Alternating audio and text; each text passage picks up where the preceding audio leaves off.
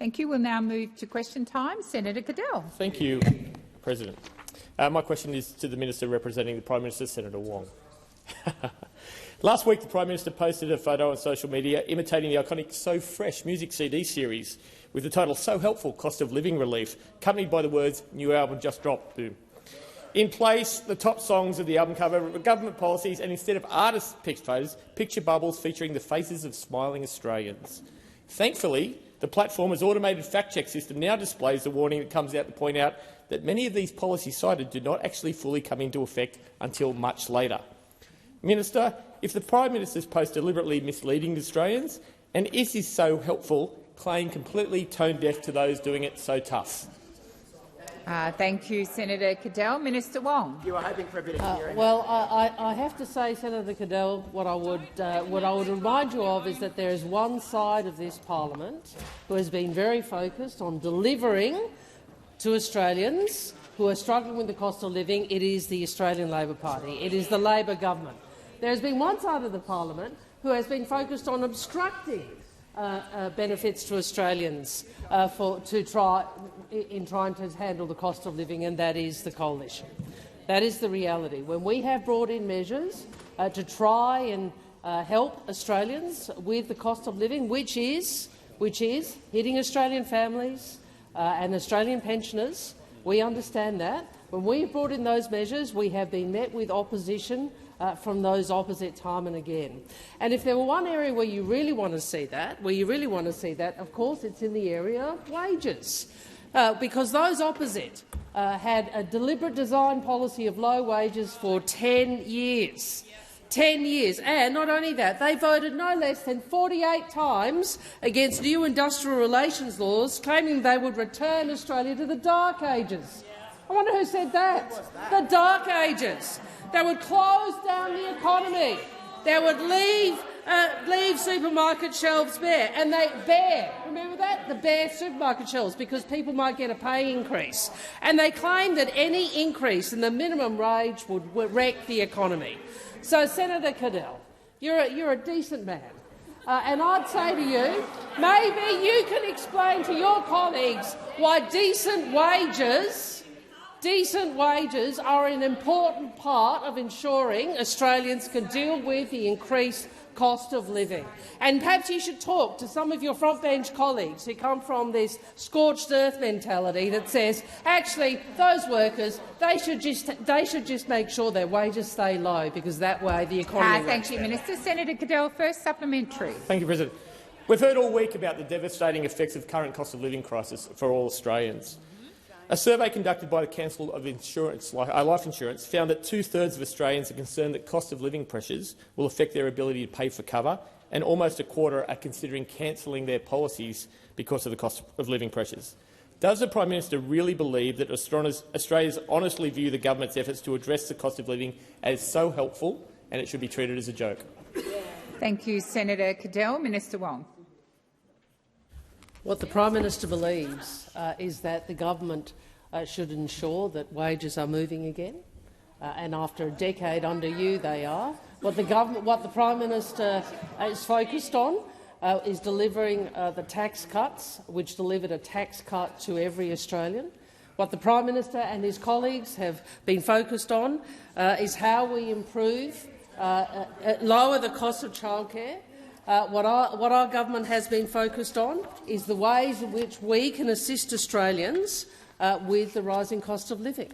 And the difference between those of us on this side and those of us on that side is twofold. First, you opposed so many of the measures which have delivered and are delivering some contribution to cost of living pressures for Australians, for example, energy. But on top of that, you have your senior financial spokespeople talking about the $300 billion plus Labor spending, as they call it. Thank you, Senator Wong. Your time has expired. Senator Cadell, second supplementary. Thank you. Minister, this isn't the first example of your government misreading the mood on the cost of living issues and attempting to mislead the public. Isn't the government's excessive boasting, along with its willful misinterpretation of Reserve Bank statements, all an attempt to be so helpful to Labor's vote rather than help struggling Australians? Minister Wong. Well, what I'd say to you is, we are very aware. We are very aware of how Australians are finding meeting how hard Australians are finding meeting the cost of living. Of course, we understand that. We are out there in the community. We understand how hard this is for so many people. But you actually do something about that by putting in place policies which seek to increase wages, by delivering more tax cuts to more Australians, by delivering energy price relief, by delivering cheaper medicines, by delivering cheaper childcare. None of these are things you would do. So you come in here and you cry crocodile tears about the cost of living. You say how dreadful it is, the cost of living, but your policies would be to oppose the measures that we are putting in place to assist people, and to cut government spending, cut the increases to wages and pensions. Senator Marielle Smith. Thank you. My question is to the Minister representing the Minister for Industry and Science, Minister Farrell. I refer to the Albanese Labor government's commitment to deliver a future made in Australia that delivers secure, well-paid jobs in regions and outer suburbs across the country. What has the Albanese government already done to start this important work? Minister Farrell. Thank you, President, and thank Senator Smith for that question. A very fine senator from South Australia who's doing a wonderful job for the people of South Australia, and thank you for a question, finally, this week. The Albanese Labor government has been committed to supporting Australian manufacturing industry from day one. We established the $392 million Industry Growth Program with the Minister for Industry and Science, that wonderful fellow, Minister for Industry and Science, Minister Husek, recently announcing the first grant recipients to support small and medium manufacturing businesses. One of the recipients is Cauldron Molecules. It received $4.3 million to develop a world-first hyper-fermentation facility just outside Orange in regional New South Wales. Their technology aims to bring down the cost of biomanufacturing across a wide range of products: food, feed, fibre and fuel, the 4 Fs. This government support of Cauldron will help to keep other Australian manufacturers at the cutting edge, making a wider range of products at competitive prices. Cauldron have proved their technology works in a lab, and this grant will help show that it can work in a 10-kilolitre pilot facility. After that, they plan to scale up to 100-kilolitre facility that can deliver commercial volumes to their customers. This government's approach is already delivering a growing manufacturing industry. And listen to this, there are more than 70,000 more workers in secure, well-paid manufacturing jobs since we came to government. 70,000. There's no time. Yep, 70,000. There's no time to waste, and that's why this government is getting on with the job. The time for answering has expired. Senator Smith, first supplementary. Thank you, Minister, for outlining the ways the Albanese Labor government is strengthening the nation's manufacturing capability and delivering secure, well-paid jobs across the country. A future made in Australia is about turning great Australian ideas into growing local businesses. What is the government doing to help foster more great ideas that can create the iconic Australian businesses of the future? Thank you, Senator Smith. Minister Farrell. Thank you, President, and thank Senator Smith for that very incisive question, because the Minister for Industry and Science announced this week a new national science and research priorities, which place science at the forefront of our industrial transformation, connecting science, research and manufacturing to secure our future at a country that makes things here. One of the key ways that the government fosters this connection is through the Cooperative Research Centres program. One example is the Australian Vintage Limited, which received a $3 million grant in January 2024 to support research and innovation in no and low alcohol wines, which have the potential to be a huge growth area for the Australian wine industry, particularly in that great state of South Australia. Senator Smith, second supplementary. Thank you, Minister, for outlining the ways the Albanese Labor government is growing innovative and world-leading Australian businesses. Why is this government so determined to rebuild Australian manufacturing, and how does this compare to the Liberals and Nationals who oversaw a decade of inaction towards Australian manufacturing? Minister Farrell. Thank you, President, and once again thank Senator Smith for her question. Sadly, when the Liberals and Nationals were given the chance to support workers, they have repeatedly chosen to play politics. Again, we're seeing the unholy alliance of the Coalition and the Greens.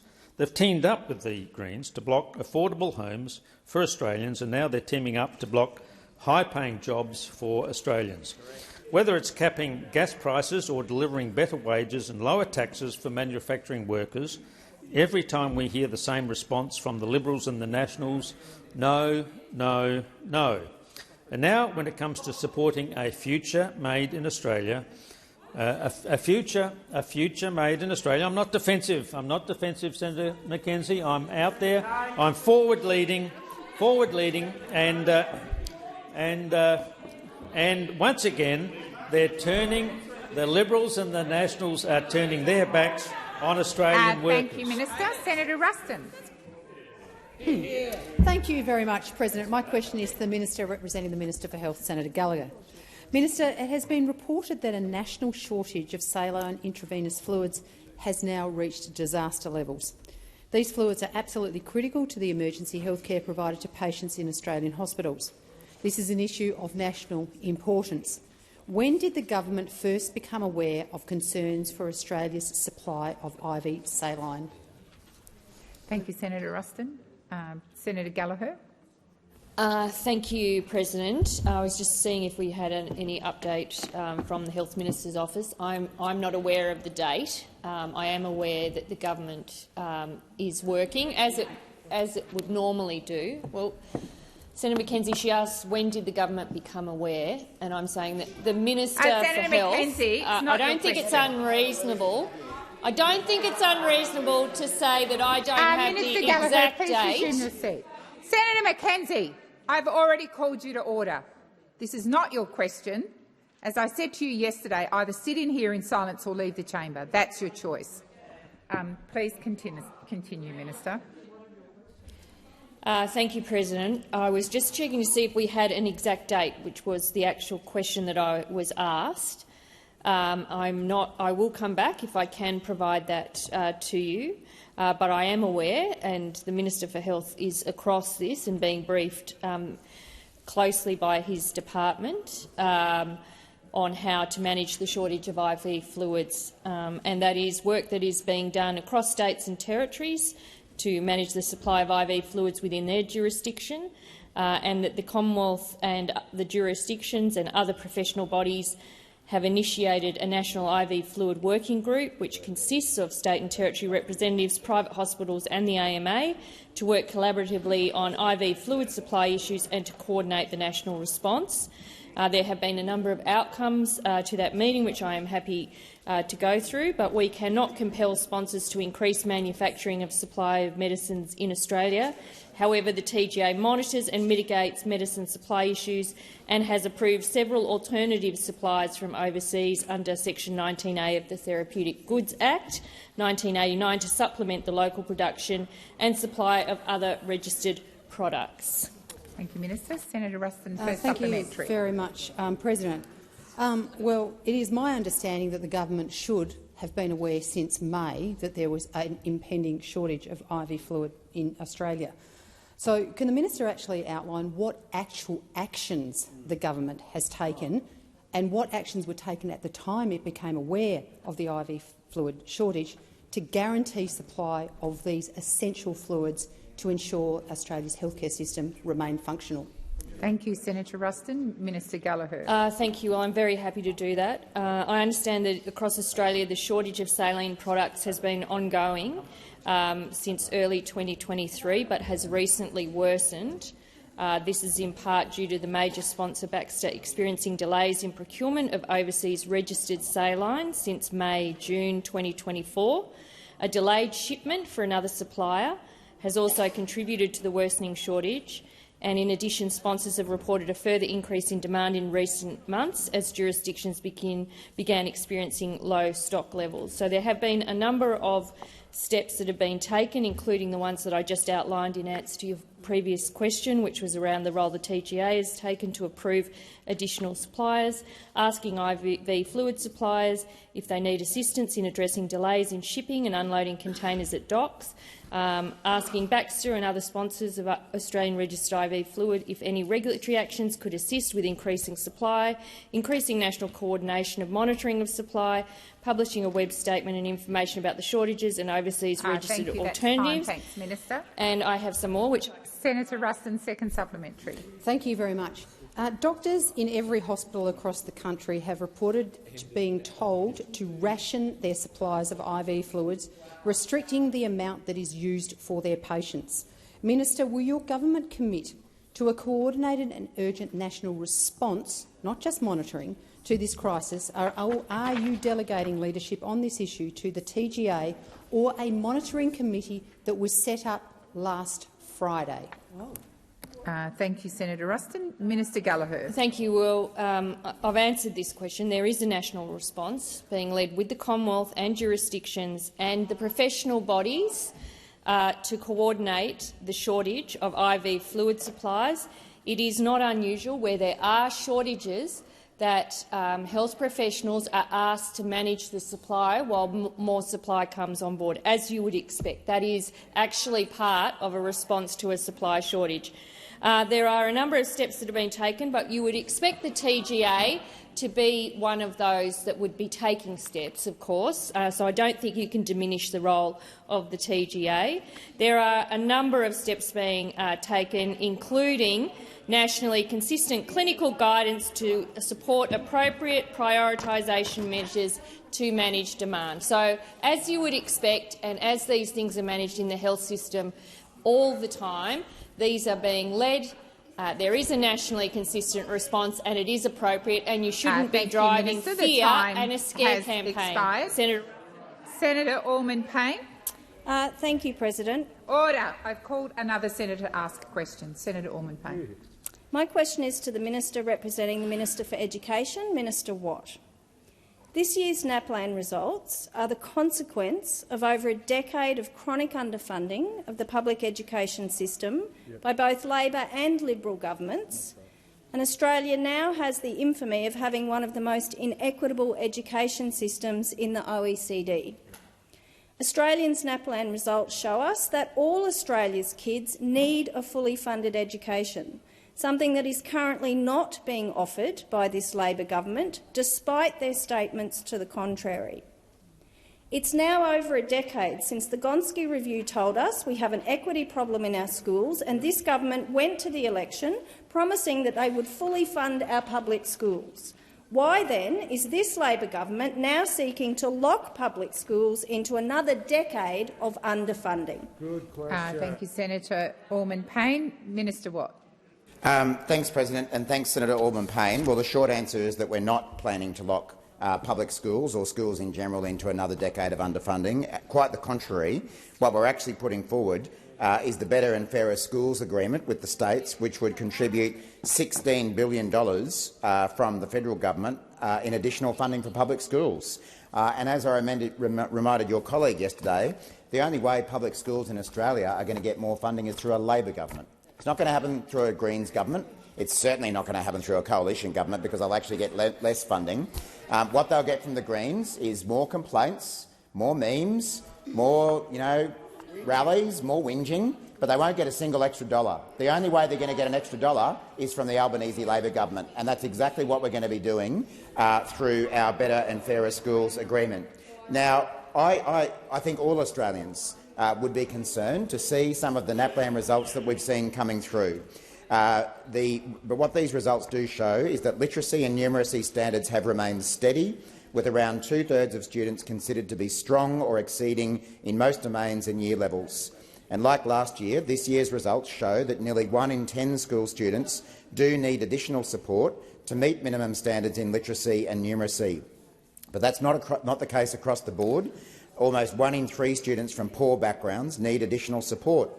1 in 3 First Nations students, 1 in 4 students from remote locations and 1 in 2 students from very remote locations require additional support. And so what that shows is that the education of your parents, where you live and your background has a massive impact on your likelihood to start behind or fall behind at school. Now, I think it is really unfortunate that we had a decade of coalition government that did nothing about it. And it's particularly shameful that the Nationals did nothing about it, because they say that they support rural and regional Australia, which we know has greater disadvantage from an educational point of view, and they did nothing about it at all. The time for answering has expired. Senator Orman-Payne, first supplementary. The NAPLAN results show a stark difference between students in private and public schools. However, the main takeaway, as Minister Clare has noted, is that family income is actually now the biggest determinant of how a child performs in school. With public schools responsible for educating the vast majority of students who experience socio-economic and educational disadvantage, how can the government justify continuing to grow the proportion of federal money spent on private schools while decreasing the proportion on public schools? The time for asking has expired. Senator Watt.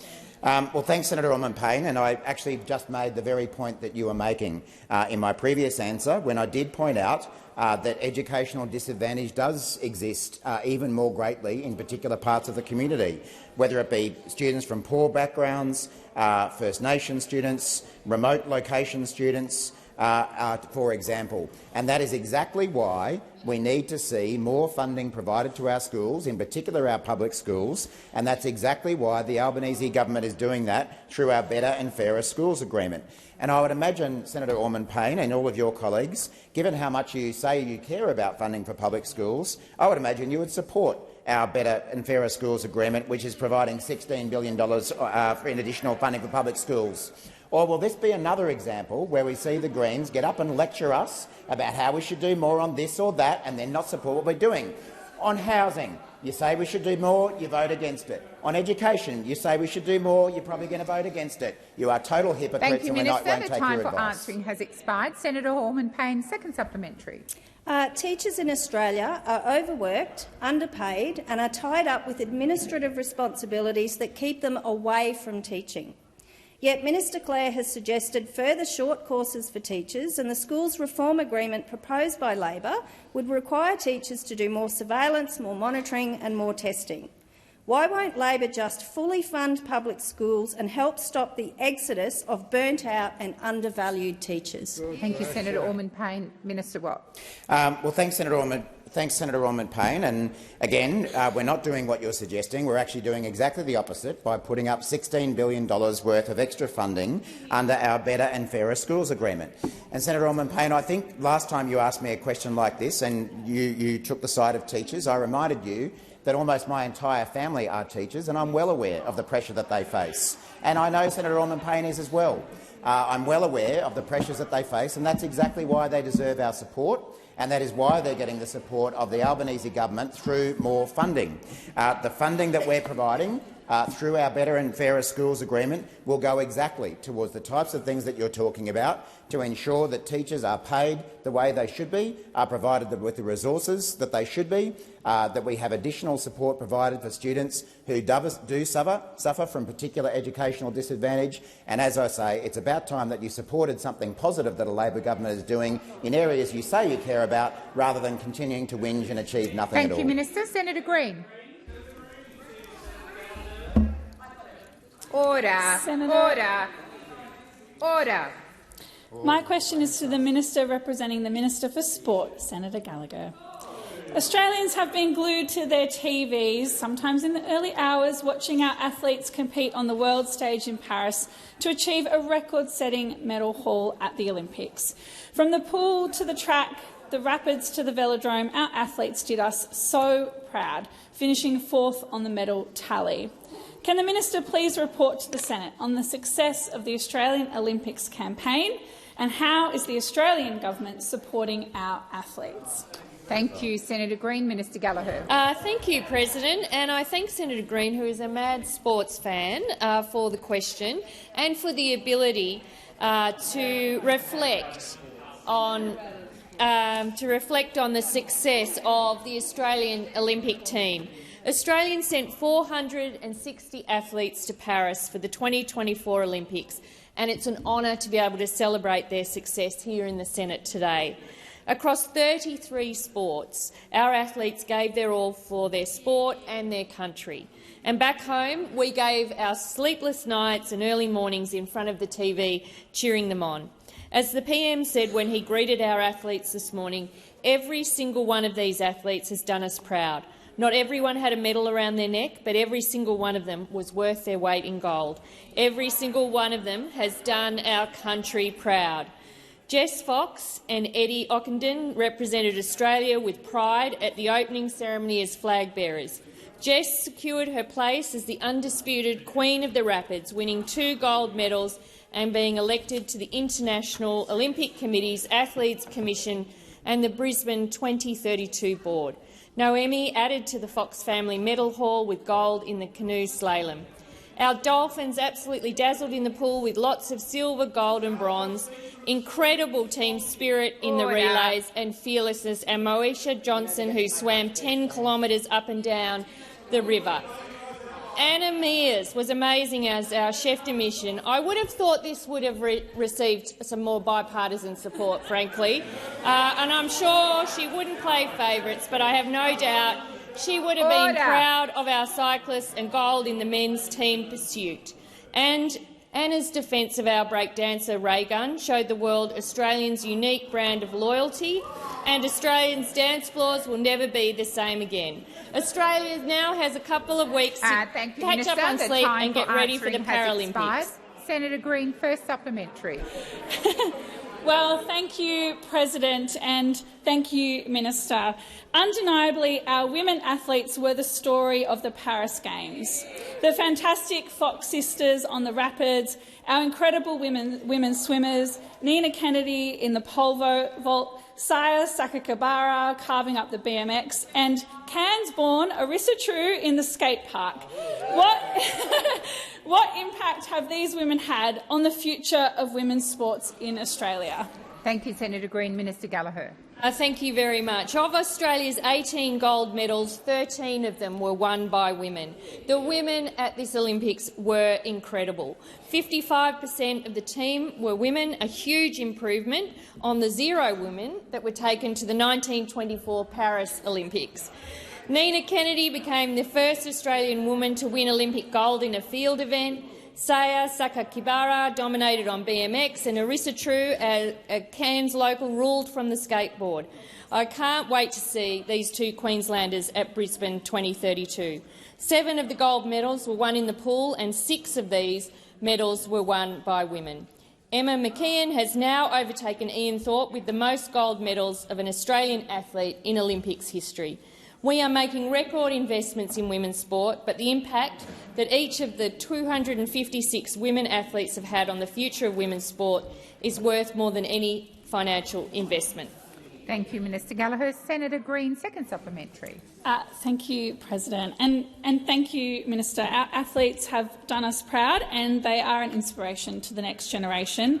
In the lead-up to Brisbane 2032, how is the government supporting our athletes, and why is it important that we continue to support grassroots sport as well as high-performance facilities that our athletes need to continue achieving at the level that they have in the Paris Olympics? Thank you, Senator Green. Minister Gallagher. Thank you, President. Thanks, Senator Green, for the supplementary, and for all of those athletes that attended and represented the country on Australia's behalf to the Olympics, started their sport at a young age. And we saw photos of them often as they were showing their event on the TV. So it is important, as Senator Green said, that we make sure that we are continuing to support grassroots sport, because this is where young kids get involved and supported and on their way to becoming elite athletes or just enjoying the participation in the sport of their choice. There has been a record investment in this sport in this budget, almost $500 million over the next 2 years as we prepare for LA28,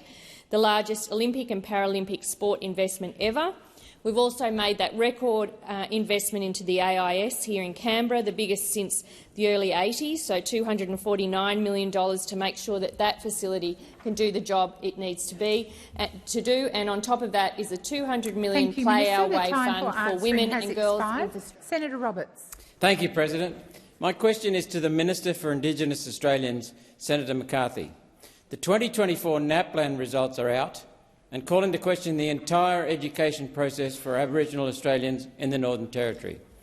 These children, to whom our nation owes a duty of care, record worse NAPLAN scores in Year 9 than in Year 3. Minister, please explain why Aboriginal children in the Northern Territory go backwards the longer they stay in school. Thank you, Senator Roberts. Minister McCarthy. Thank you, President, and thank you, Senator, for your question. And thank you for joining me this week when I reached out across the aisle, actually, to all parliamentarians from every party to try and close the gap in many of these areas, including education and education attainment. Clearly, one of the things that we've tried to do in terms of Northern Territory, for example, and just recently we had Minister Jason Clare come up to the Northern Territory to work with the NTG around education and boost all of the public schools across the Northern Territory in an agreement that I know he's trying to reach across the country in all the states. We certainly are very disappointed in terms of the NAPLAN results. One of the things that I know with regards to Alice Springs, for example, getting kids to school is firstly our biggest challenge. We have seen the many difficulties that we've had, in particular in Central Australia, but it is mirrored across many of our regions, even in your state in Queensland, where we need to work harder in terms of getting First Nations people even to school, let alone trying to pass the examination, the simple examination, at such a young age with NAPLAN. I commend the Education Minister for the work that he's doing in this space, Senator Roberts. I know we have a long way to go, but we are certainly trying to do that in terms of our work in the Northern Territory. Thank you, Minister. Senator Roberts, first supplementary. Thank you. The percentage of Aboriginal children in the Northern Territory who NAPLAN classified as needing further assistance was 90%. 90%. In Queensland, it's only 56%, and Queensland is a standout failure in this round of NAPLAN. Minister, can you assure the Senate that every cent of federal government money dedicated to the education of our Aboriginal community is spent appropriately?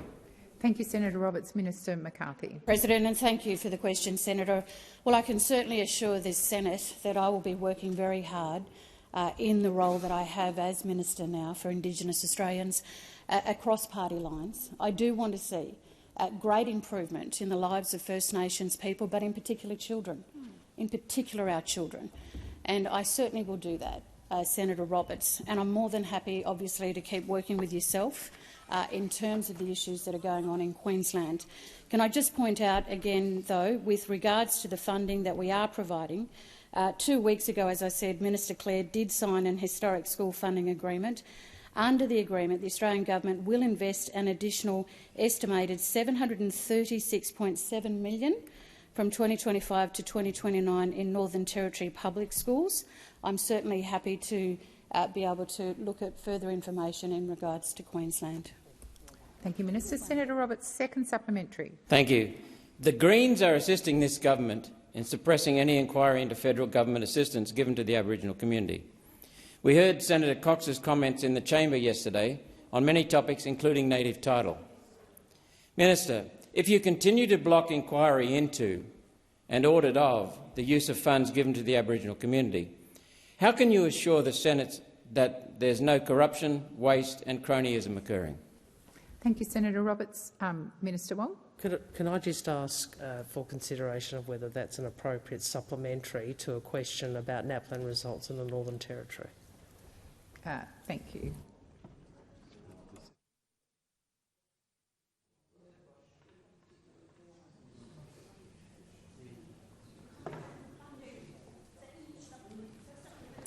I'm advised Senator Wong, and I remind the chamber that Senator Roberts' second question did go to funding, and so it does flow from the first supplementary. So, thank you, Minister. Order. Quite a bit longer than kettle's boiling again. Yeah. Please continue, Minister. Thank you. Thank you, President. Thank you, Senator Roberts. Can I just firstly say, in regards to comments around Senator Cox, Senator Cox is very dedicated to working to improve the lives for First Nations people. So I would caution any slur against her work in that space. What I would say is this, though, Senator Roberts, is the order. What I would say, though, is the government has invested more than $110 million in initiatives to support First Nations children, students and organisations. You know, we are committed to strengthening formal partnerships arrangements in line with closing the gap, Senator Roberts, the priority reforms. You met with the co-chair of the Joint Council, and that was Pat Turner, in reaffirming that commitment, and I look forward to working with you and others on that. Thank you. Senator Roberts. The question was one of irrelevance before Senator McCarthy sat down. Senator Roberts, I asked, how can you assure the Senate— Senator Roberts, one, that's a debating point, and two, the minister's finished her question. So thank you. Before I go to you, Senator Cash, I draw to the attention of honourable senators the presence in the gallery of a delegation from the Women's Parliamentary Group of Timor-Leste, led by Ms Sancha Tillman, and I note also the presence of Ambassador for Timor-Leste too. And on behalf of all senators, I wish you a warm welcome to Australia and in particular to the Senate. Senator Cash, over to you. Thank you. My question is to the Minister representing the Prime Minister, Senator Wong. Last week, the High Court spent several days hearing a claim made by the Gumatj people in relation to the Gove Peninsula in Arnhem Land. This is a case about the just terms compensation under the Constitution. The Gumatj people are claiming $700 million in relation to one small part of the Northern Territory. If they are successful and the ruling is applied in other places, the Commonwealth may have to pay billions or even tens of billions in native title compensation. How much, if anything, has the Commonwealth set aside to pay for this contingency? Thank you, Senator Cash. Minister Wong. Can I, if I may, President, first just say to the delegation from Timor-Leste, bem-vindo e tudo bem. You're very welcome here. In relation to the question from Senator Cash, obviously this is a matter before the High Court. Her question goes to a matter that is not only before our most senior jurisdiction, but is, of course, a hypothetical. I'm sure she would be unsurprised. Well, Senator, you and I both know that— Senator Cash, you've asked your question. Minister Wong, please continue. You and I both know that it's not the practice in this place for us to prejudge what might occur in matters before the court. And you and I both know as well that this is a matter that any government would have to deal with, and would have to deal with a judgment of the High Court. So my answer to you is I certainly won't be speculating in the way you seek to. Order. Order. Minister, do you wish to continue? I certainly won't be speculating as the— Minister, have you finished? Or Senator Cash, I have called you to order a number of times, and I would request that I can hear what you're saying very clearly, and it is disorderly, so I'm asking you— I appreciate that you're not using a very loud voice, but equally Senator Wong is not using a loud voice, so that means the whole tone of the chamber needs to come down, including interjections. Minister Wong, please continue. I simply would say that I would assume, as the Shadow Attorney-General, as the Shadow Attorney-General, she might actually respect the judicial process. You might actually. I know that this might be an alien concept to you, Senator.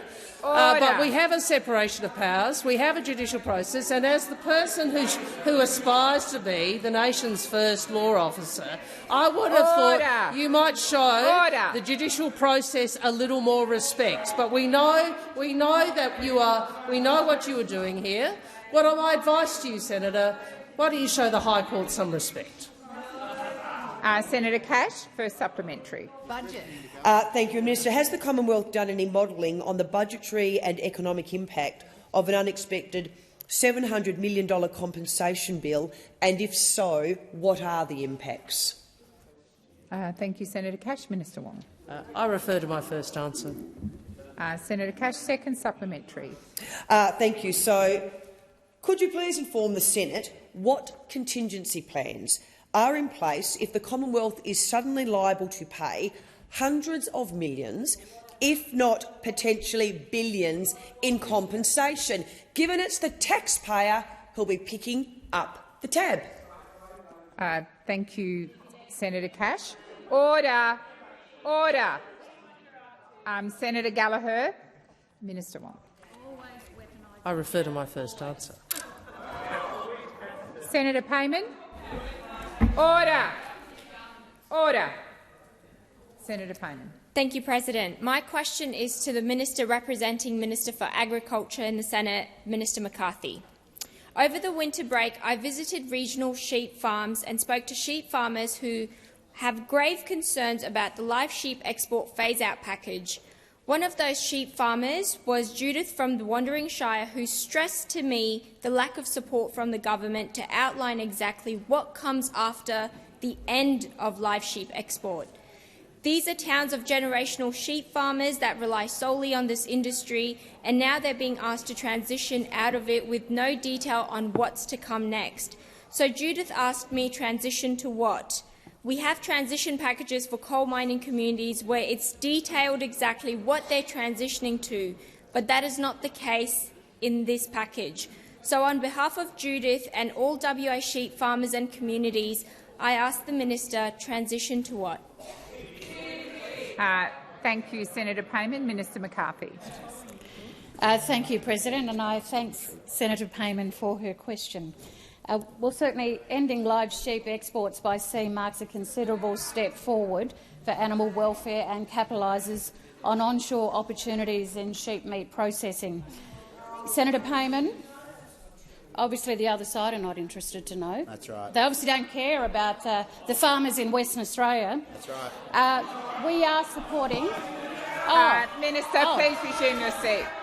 Order. Order. Order. I remind the opposition there is plenty of opportunity for you to ask similar questions. This question has been asked by Senator Payman, Senator McKenzie particularly. Order. Senator Brockman. Senator Ayres. Order. Order. Order across the chamber. Order.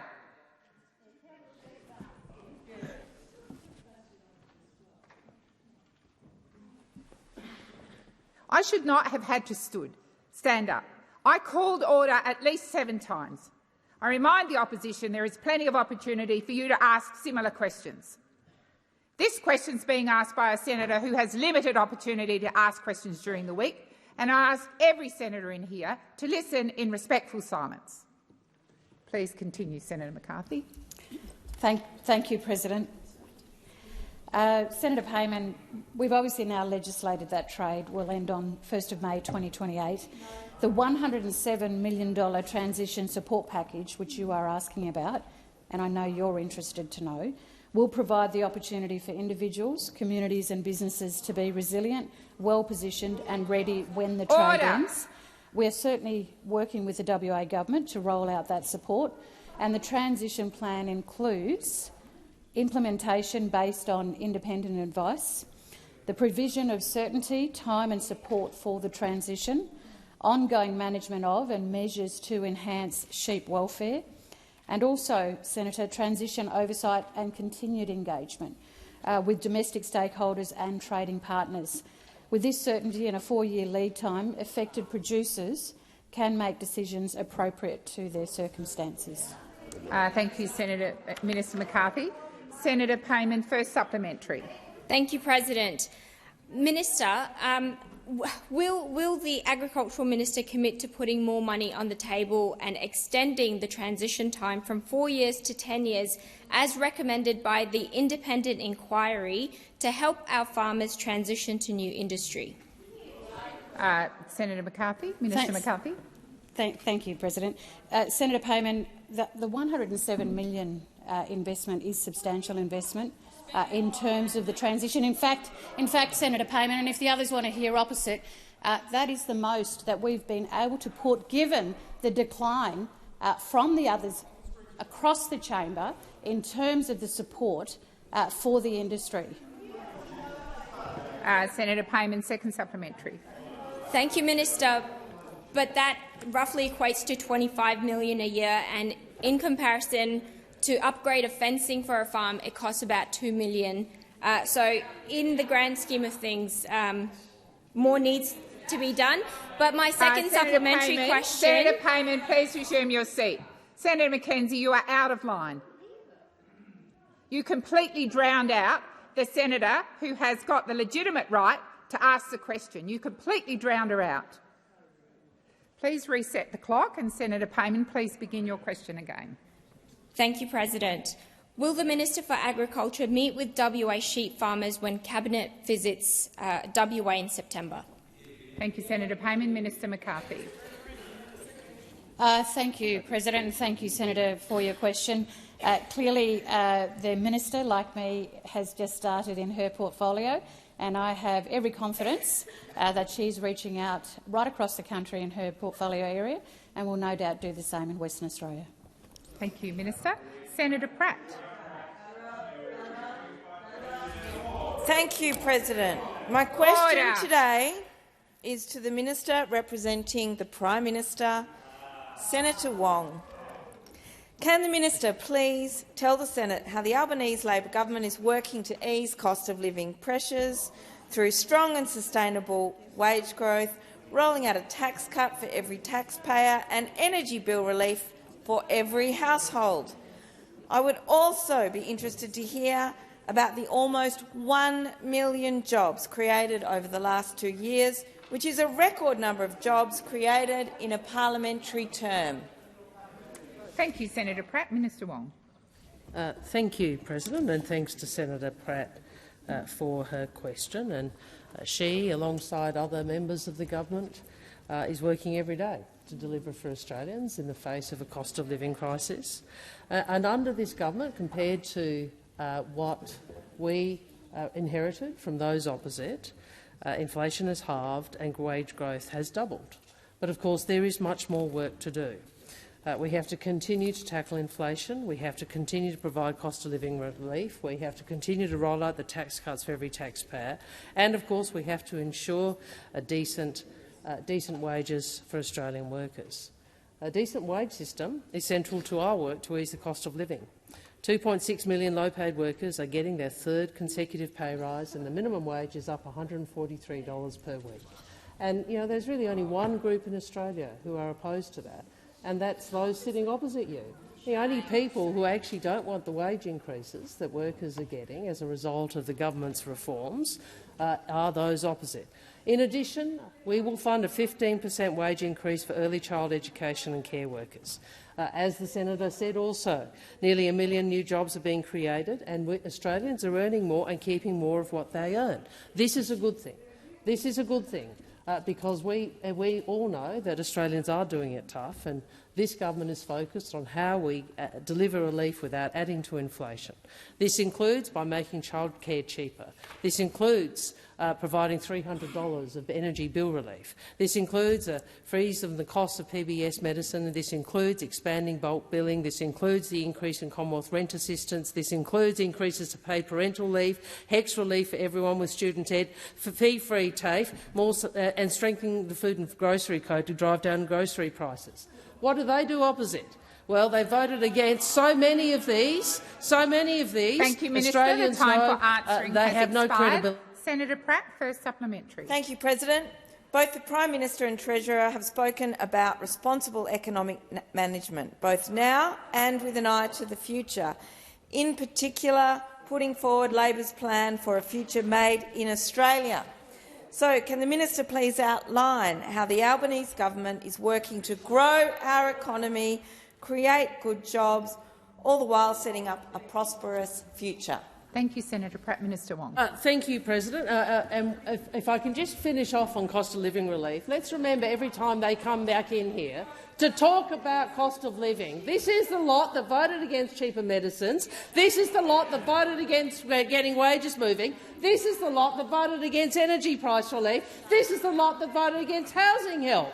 So whenever they come in here and talk to about cost of living relief, we should all remember that the primary drivers of assistance to Australians, high wages and lower costs in a whole range of sectors, more to do. But remember, what is not helpful is your opposition to it. What is not helpful is you saying, we don't want Australians to get energy price relief. We don't want Australians to get decent wages. We don't want Australians to get cheaper childcare. We don't want Australians to get more bulk billings or cheaper medicines. You have no credibility when it comes to cost of living. Thank you, Minister. The time has expired. Senator Pratt, second supplementary. President. Minister, why is decent pay such an important part of the Albanese Labor government's efforts to help ease cost of living pressures, and how does this approach differ to what has failed in the past? Thank you, Senator Pratt. Minister Wong. Thank you. The Labor Party and the Albanese Labor government are the party of decent wages. The coalition is the party of low wages. The party of low wages. The party that believes that low wages are good for the economy. Remember, a deliberate design feature of the Australian economy. If there's ever anything that shows the difference between the parties, it's those of us on this side who want decent wages for working people, decent wages for working Australians, who understand that cost of living relief must include increases in wages that you oppose. Those opposite, they want low wages as a deliberate design feature of the Australian economy. Deliberate design feature of the Australian economy. And, you know, as much as Senator Cash wants to yell at me across the chamber, we all know whose side she's really on. We all know she'd want to bring back work choices if she really could. Senator Cash would absolutely bring back work choices if he could. You have never stood for decent wages. Wong. Thank you. Senator Chandler. Thank you, President. My question is to the Minister for Foreign Affairs, Senator Wong. In November 2023, the Iranian ambassador posted anti-Semitic comments on social media which, in media reports, were condemned by an unnamed DFAT spokesperson. What action did the government take in November 2023 to ensure a foreign official would not continue to spread anti-Semitic hatred in Australia? Thank you, Senator Chandler. Minister Wong. Thank you. Well, in relation to the date in question, as opposed to the more recent one, I will get further information about the nature of representations which were made at the time. But I would say to you, Senator, I've made very clear public comments about the most recent comments by the Iranian ambassador. I said that this language was repugnant and hateful, and it has no place in our country. I said that publicly, and so did the Prime Minister. It was a terrible example of unacceptable language, and the ambassador has been left in no doubt about our position, and this matter has been handled appropriately by the department. I would say to you, Senator, because I've seen some of your colleagues in your public remarks, we retain diplomatic relations with countries not because of their interests but because of ours. We retain diplomatic relations so that we can advocate for Australia's interests and for Australia's citizens, some of whom at times are in trouble or incarcerated in the countries in question. That is why we have diplomatic relations with countries, notwithstanding that we have very different views on many issues.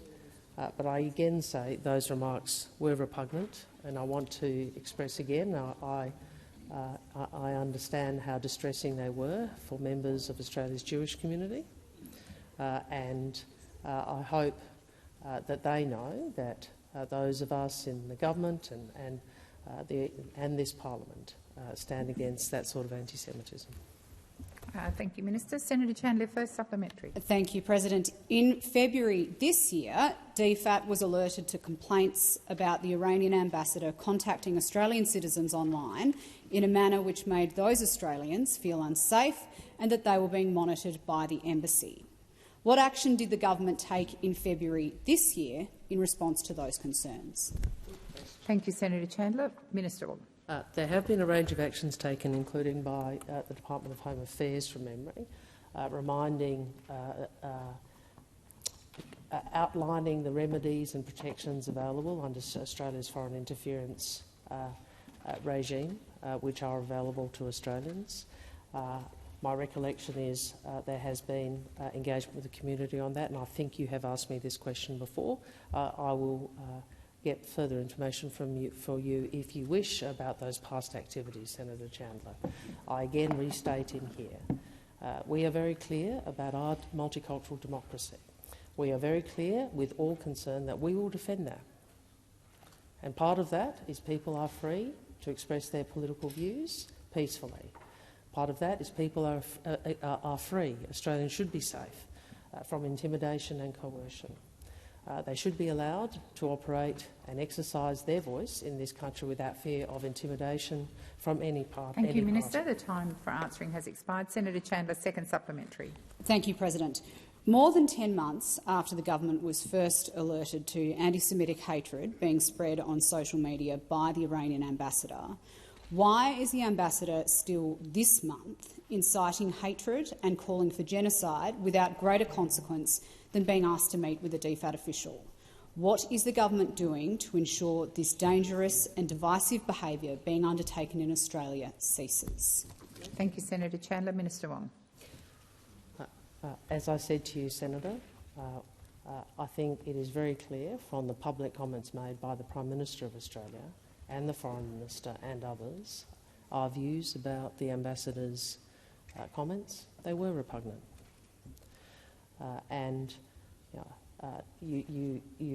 This has been appropriately managed by senior people within the department. The representations are made.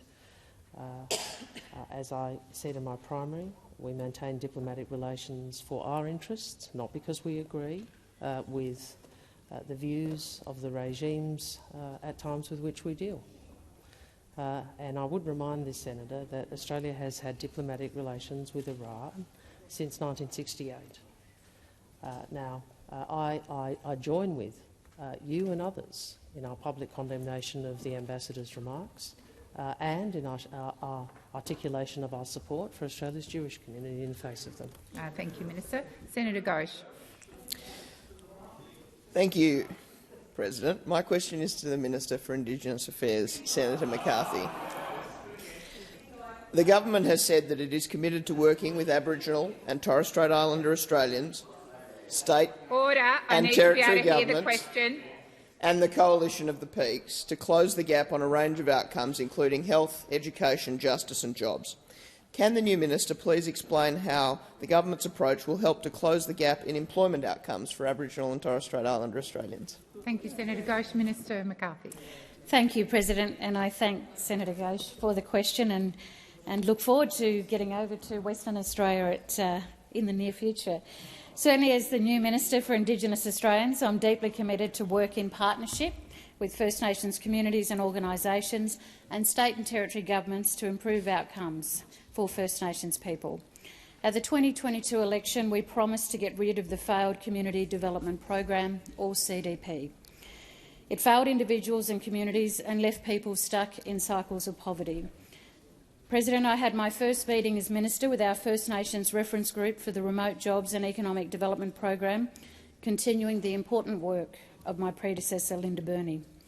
The group has incredible knowledge and experience in remote employment and economic development, and they're providing important advice to the government on the implementation program, which will help close the gap in employment outcomes and boost economic opportunities in remote areas.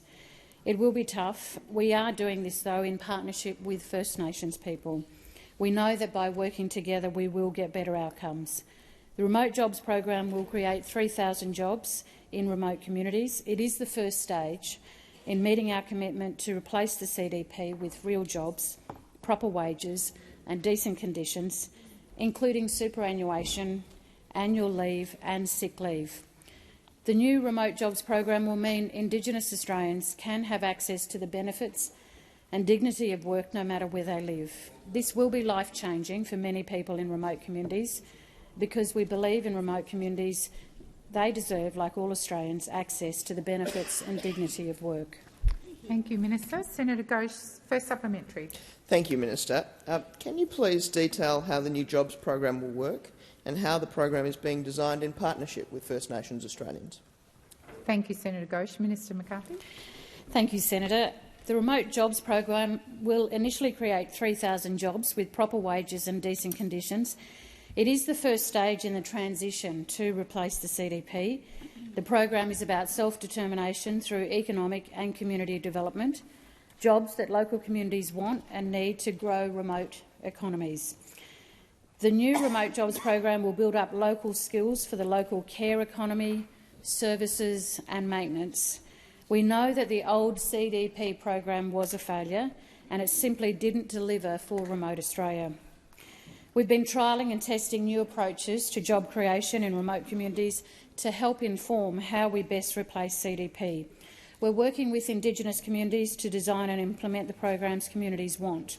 The Productivity Commission highlighted the importance of listening, and that's what we're doing, but we're also putting communities in the driver's seat to create local jobs and businesses.